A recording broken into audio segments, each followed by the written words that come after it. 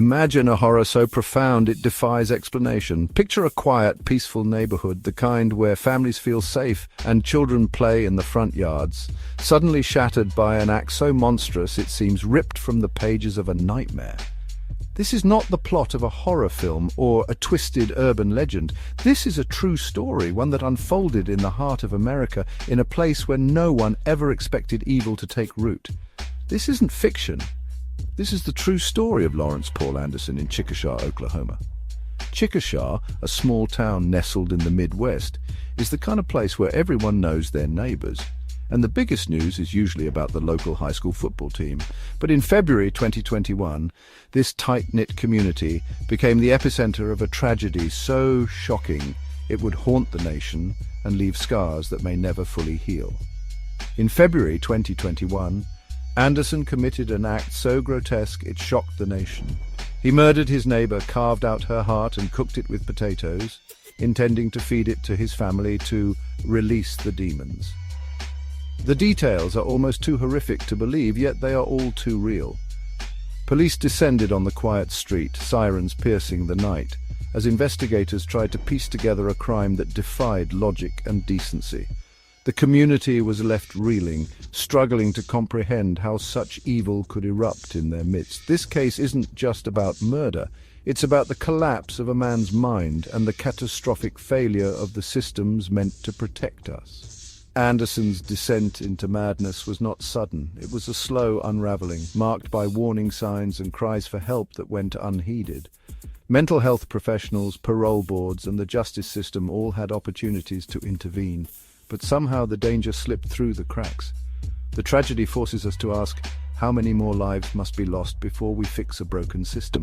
The details force us to confront the darkest corners of human nature and the terrifying reality that evil can live right next door. For the families in Chickasha, the horror wasn't just on the news. It was on their street, in their community, a chilling reminder that the line between safety and chaos is thinner than we'd like to believe.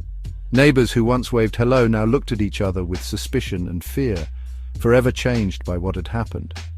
What happened in Chickasha is a brutal lesson about trust, systemic failure, and the devastating consequences when safeguards break down. It's a story about the fragility of the systems we rely on and the unimaginable pain that can result when those systems fail. The aftermath left a community grappling with grief, anger, and a desperate search for answers, demanding accountability from those who were supposed to keep them safe. This is not just a crime story, it's a cautionary tale about the cost of letting danger slip through the cracks. It's a wake-up call for every community, a reminder that vigilance, compassion, and reform are not just ideals, but necessities. As we delve deeper into the events that unfolded in Chickasha, we must ask ourselves, how can we prevent such horror from ever happening again? At the heart of this tragedy are the victims, innocent lives whose worlds were shattered by Anderson's rampage. Their stories are not just statistics or headlines, but deeply personal losses that ripple through families and entire communities. Each person touched by this violence has a name, a history, and loved ones left behind to grieve and try to make sense of the senseless. Andrea Lynn Blankenship, 41, was murdered in her own home, a place that should have been her sanctuary. The brutality of her death sent shockwaves through her neighborhood, leaving friends and neighbors in disbelief. Andrea was remembered as a kind soul, someone who always had a smile for those around her. Her absence is felt every day by those who loved her, and the loss of her gentle presence is a wound that may never fully heal. Anderson then turned on his own family, killing his uncle Leon Pye, 67, who had offered him shelter after prison. Leon was a pillar of his family, a man who believed in second chances and forgiveness. He opened his home and his heart, hoping to help his nephew rebuild his life. Instead, his kindness was met with unimaginable violence, leaving his family reeling from the betrayal and loss. The most heartbreaking loss was 4-year-old Chaos Yates, Leon's granddaughter, whose life was ended before it truly began. Chaos was a bright, joyful child, her laughter filling the house with hope and happiness. Her toys now sit untouched, silent reminders of a future stolen. The pain of losing someone so young, so innocent, is a grief that words can barely express. Anderson spared no one. elderly or child, all fell victim to his violence. The crime scenes were marked not just by police tape and flashing lights, but by the echoes of lives interrupted and families torn apart.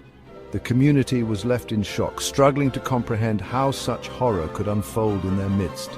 Miraculously, Delcy Pye, Anderson's aunt, survived despite being stabbed multiple times, including in both eyes.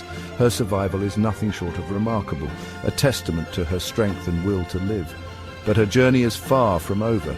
She faces a long road of physical and emotional recovery, forever changed by the violence she endured. Delcy is left to carry the scars and memories of that nightmare, a living witness to the horror that shattered her family. Each day she must find a way to move forward, surrounded by reminders of those she lost. Her courage in the face of unimaginable pain stands as a testament to the resilience of the human spirit, even in the darkest of times. February 9th, 2021, unfolded like a real-life horror film. Anderson broke into Andrea Blankenship's home, killed her, and cut out her heart. He returned to his uncle's house, cooked the heart with potatoes, and planned to serve it to his family to purge demons.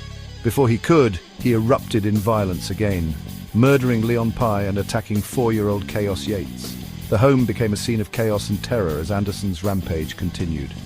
Delcy Pye was brutally attacked but managed to survive, her screams finally alerting neighbors to call 911. Her desperate cries brought police to a scene of unimaginable carnage, ending the massacre.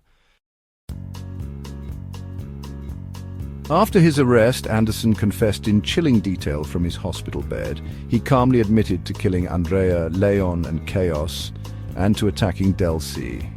The most disturbing revelation: police only learned of Andrea's murder because Anderson volunteered the information. He described the ritualistic killing and heart removal with no emotion, explaining he believed he was releasing demons. His confession revealed a mind consumed by delusion, driven by a twisted belief in spiritual warfare. The account left no doubt about his guilt, but also exposed the ritualistic horror behind the crimes. Anderson's words, devoid of remorse, became the final, chilling chapter in a day of terror. Police responded to a desperate 911 call from the Pye residence, rushing into chaos. Inside, they found Anderson, vomiting and surrounded by carnage, immediately identifying him as the suspect. Leon Pye and Chaos Yates were dead. Delcy Pye was gravely wounded but alive. Officers secured the scene, rendered aid, and took Anderson into custody. Only after Anderson's confession did police discover the second crime scene at Andrea Blankenship's home. The investigation required meticulous work across 2 houses, with the Oklahoma State Bureau of Investigation leading the case. The professionalism of first responders ensured Anderson would face justice for his unimaginable crimes. The most infuriating aspect: Anderson should have been in prison. Sentenced to 20 years in 2017 for violent crimes, he was released after just 3 years due to a mass commutation initiative. The Oklahoma Pardon and Parole Board recommended his early release, signed off by Governor Kevin Stitt. 3 weeks later, Anderson committed one of the state's most heinous crimes. Outrage erupted. How could a repeat violent offender be set free? District Attorney Jason Hicks condemned the decision, blaming the system for prioritizing policy over public safety. The tragedy became a flashpoint in debates over criminal justice reform and the dangers of insufficient oversight. Anderson's crimes were not a sudden aberration. His descent into criminality was a slow, troubling journey that spanned decades. From his earliest run-ins with the law, Anderson demonstrated a pattern of violence and disregard for authority that would only intensify over time.